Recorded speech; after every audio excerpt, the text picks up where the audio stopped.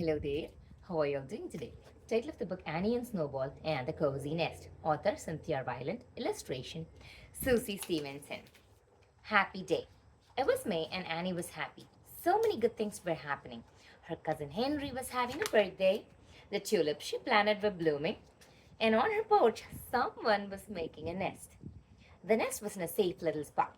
Annie had seen it one day when she was reading with her bunny, Snowball. Snowball, look! Annie had said, a nest. Annie called Henry next door and asked him to come and see the nest. He did. And every day since then, Annie and Henry had hoped to see who was building the nest. The nest was getting bigger and bigger. Annie could see the bits of twig and bits of leaves and even some small bits of fur. She wondered if it was Snowball fur. Then she wondered if it was Mudge fur.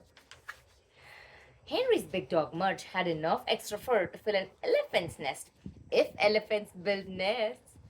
Annie checked the little nest every day to see if anyone was home. But so far, no one had moved in. A new neighbor. One day, Annie was reading on the swing when a little robin swooped above her head. The swoop made Snowball jump. Annie looked up at the nest. Someone was home. It was a little robin. Annie watched quietly as the little robin settled into her cozy home. The nest was in a perfect place to hatch babies. A person would never know the nest was there unless he sat on Annie's swing. And no one sat on Annie's swing except Annie and Snowball and sometimes Henry and sometimes Annie's dad. Mudge did not sit on Annie's swing, though sometimes he tried.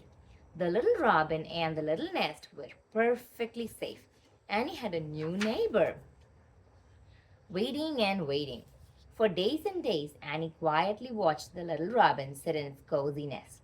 The little bird was almost always there. When it flew away, Annie worried that it might not come back. But it always did. And Annie knew why. One day, when the bird was away, Annie's dad lifted her up to look inside the nest. 5 eggs, whispered Annie. 5 blue eggs. Annie's dad told her she could lick at the eggs, but not to touch them. He said that mother birds do not like fingers touching their eggs. So Annie did not touch. She wanted the little robin to be happy living on the porch. Henry and his dad came over to see the eggs too. 5 eggs, said Henry's dad. She's hatching a basketball team. Annie and Henry laughed. Henry's dad could be so silly. Everyone could hardly wait to see the babies. A family. The baby birds picked the perfect morning to hatch. It was a Saturday morning. Annie and Annie's dad and Henry's dad and Henry's mom and Snowball and Mudge were all in Annie's kitchen having pancakes. Snowball loved lettuce pancakes. The doors were open, the windows were open, and somehow everyone was chewing at the same time, so it was quiet. Then suddenly, cheep, cheep, cheep, cheep, cheep, cheep, cheep, cheep. The sounds came from the front porch, and they were loud. Annie's dad said, I think someone else wants breakfast. Everyone hurried to the porch. And there in the cozy nest were 5 baby birds, eyes closed, mouths open, all cheeping. The little robin was perched on the nest, putting bits of food in each baby's mouth. They are beautiful, said Annie, and really hungry, said Henry.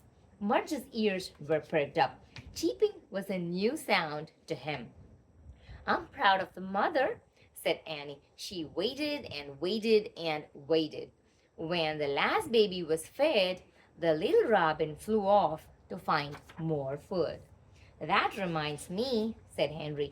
Pancakes, said Henry and Annie together. They all went back inside to the table. Then everyone was chewing and talking. It had been an exciting morning. The excitement had made them hungrier. While everyone ate, Mudge and Snowball curled up under the table. Look, said Annie, Snowball has her own cozy nest. Yes, said Henry, but this nest snores. The end. Hope you enjoyed this book. See you in another book. Bye-bye.